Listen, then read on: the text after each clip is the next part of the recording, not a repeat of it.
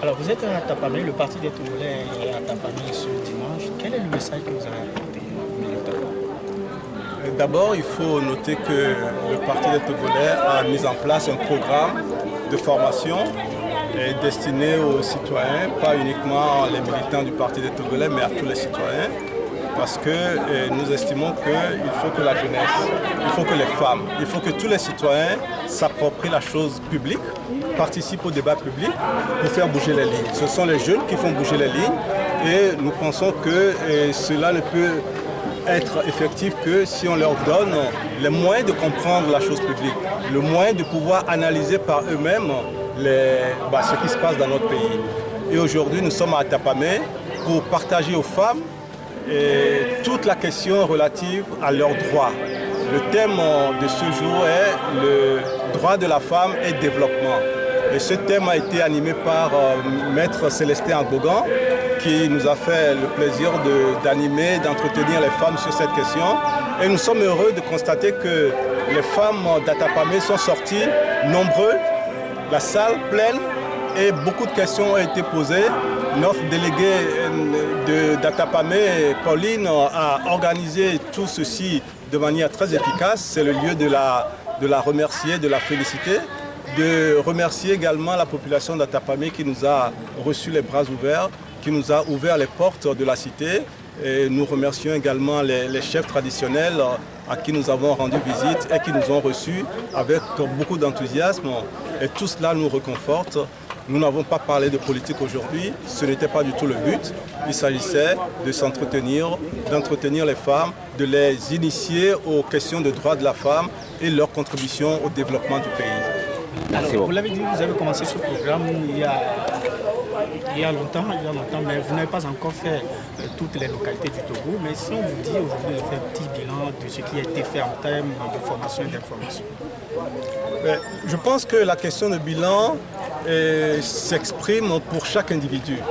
Nous ne faisons pas de contrôle pour voir ce que chacun a retenu. Nous ne faisons pas d'examen, nous ne faisons pas de concours. Mais ce que nous constatons quand même, c'est que la jeunesse, les femmes, commencent à s'approprier leur environnement, commencent à s'interroger, commencent à se poser les bonnes questions, celles qui leur permettent de faire des analyses et d'être des acteurs actifs qui font bouger les lignes. Ça, c'est ce que nous constatons et c'est ce qui nous encourage à poursuivre notre marche. Alors vous avez développé un thème tout à l'heure, droit de la femme et développement. Quel lien peut-on faire entre les deux? Je crois que le lien, il s'agit de voir avec les participants qui sont constitués pour la grande majorité des femmes, en quoi le respect des droits humains, particulièrement les droits de la femme, peut-il contribuer au développement d'un pays, et particulièrement du cas du Togo. Et donc, les débats ont permis de relever que la plupart des droits de la femme qui font l'objet de violations et qui ne sont pas respectés ont constitué une entrave au développement du pays. Et donc, la promotion de ces droits-là et leur respect scrupuleux pourra permettre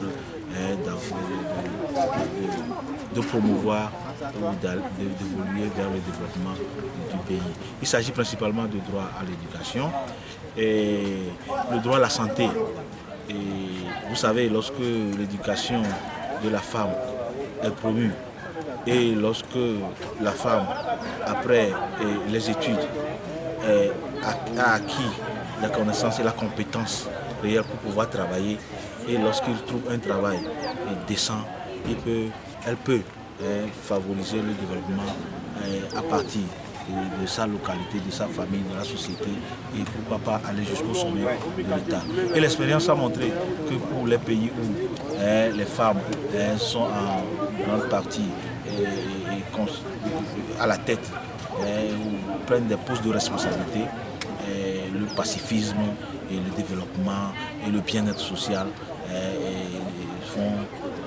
permettent également à ces sociétés-là d'évoluer. Et donc, les femmes ont compris que le respect et la promotion de leurs droits va dépendre d'abord d'elles-mêmes. Et ensuite, elles peuvent faire valoir ces droits-là pour qu'au sommet de l'État, on puisse les valoriser et les respecter. Alors, comment ça se passe, la mobilisation des militants et sympathisants du Parti des Togolais autour de cette question, de ce programme de formation ici à Takpamé? Comment est-ce que vous faites? En fait, quand on a débuté, nous avons passé par la sensibilisation, puisque c'est la femme qui souffre dans notre pays. Tout ce qui se passe, c'est sur le dos de la femme. Et profitant de cela, nous avons sillonné nos femmes parce que nous nous connaissons avant et nous travaillons déjà depuis sur ces propos.